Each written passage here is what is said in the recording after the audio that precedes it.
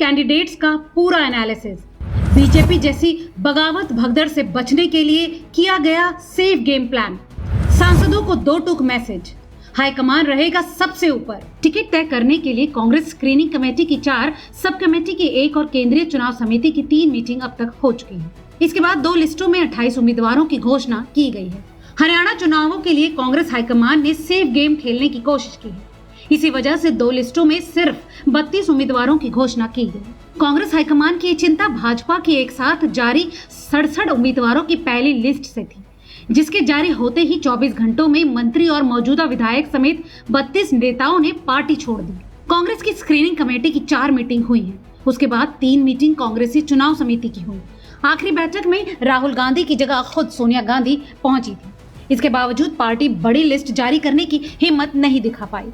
32 उम्मीदवारों की जो 2 लिस्टें जारी की हैं, उनमें 28 नाम तो मौजूदा विधायकों के ही रहे। इन सबके टिकट पहले से तय थे और इनकी सीटों पर दूसरा कोई बड़ा दावेदार नहीं था। पार्टी ने सिर्फ 4 सीटों पर चेहरे बदले। दरअसल पार्टी ये असेसमेंट करना चाह रही है कि उसके यहाँ भी बीजेपी जैसा कोई बवाल होता है या नहीं।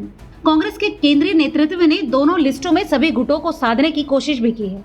उसने पूर्व सीएम भूपेंद्र हुड्डा खेमे की 24 और सांसद कुमारी सैलजा के समर्थक 4 विधायकों को टिकट दे दिया। हुड्डा सैलजा कैंप से अलग चल रहे पूर्व मंत्री कैप्टन अजय यादव के बेटे चिरंजीव राव की भी टिकट नहीं रोकी।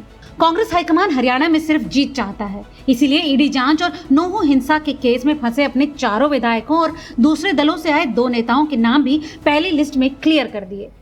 दरअसल सभी मौजूदा विधायकों को टिकट देने के पीछे 3 कारण हैं। कांग्रेस का मानना है कि हरियाणा में 10 साल से राज कर रही बीजेपी के प्रति गहरी एंटी इनकम्बेंसी है। ऐसे में वो अपने किसी एमएलए का टिकट काटती तो विरोधी उसे मुद्दा बना सकते थे। पार्टी फिलहाल विरोधियों को ऐसा कोई मुद्दा नहीं थमाना चाहती। कांग्रेस ने मनी लॉन्ड्रिंग से जुड़े केसों में फंसे अपने 3 विधायकों को टिकट दे दिया है। इनमें सोनीपत से सुरेंद्र पवार, समालखा से धर्म सिंह छोकर और महेंद्रगढ़ से राव दान सिंह शामिल रहे। सुरेंद्र पवार तो लगभग 1.5 महीने से जेल में है। कांग्रेस ने अपने नेताओं, कैडर और वर्करों को ये मैसेज देने की कोशिश की है कि अगर उसका कोई नेता किसी मुश्किल में फंस गया है तो पार्टी उसका साथ नहीं छोड़ती है। टिकट पाने वाले कांग्रेसी नेता अब लोगों के बीच खुद को विक्टिम बताते हुए भाजपा पर हमला भी बोल सकेंगे। तीसरा बड़ा कारण ये है कि पार्टी जानती है कि यदि किसी सिटिंग विधायक का टिकट काटा तो ये बगावत कर सकता है। अभी बीजेपी के साथ साथ जेजेपी और आईएनएलडी के कैंडिडेट्स का ऐलान पेंडिंग है। ऐसे में टिकट कटने की सूरत में उसका विधायक इन दलों में भी जा सकता है। अब ये भी देखना दिलचस्प होगा कि कांग्रेस की बाकी लिस्ट कब तक आएगी। हरियाणा चुनाव के लिए 5 सितंबर से नामांकन शुरू हो चुके हैं। 12 सितंबर तक नॉमिनेशन भरे जाएंगे।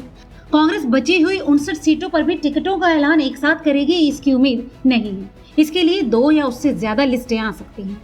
तीसरी लिस्ट में कम विवाद वाली सीटें होंगी और सबसे ज्यादा विवाद वाली सीटों के टिकट आखिरी में आने की उम्मीद है, ताकि नेताओं को बगावत कर निर्दलीय नामांकन भरने का कम से कम टाइम मिले। इसके अलावा अब तक दूसरी पार्टियों की लिस्ट भी आ चुकी होंगी। ऐसे में नाराज नेताओं के पास वहां जाने के रास्ते भी ज्यादा नहीं बचेंगे।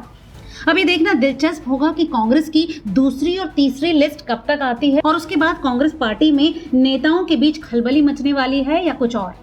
इस विषय में आपकी क्या राय है, हमें कमेंट करके जरूर बताएं और ऐसी तमाम और अपडेट्स के लिए देखते रहिए रिपोर्टर जी, क्योंकि हम हैं हरियाणा की आवाज।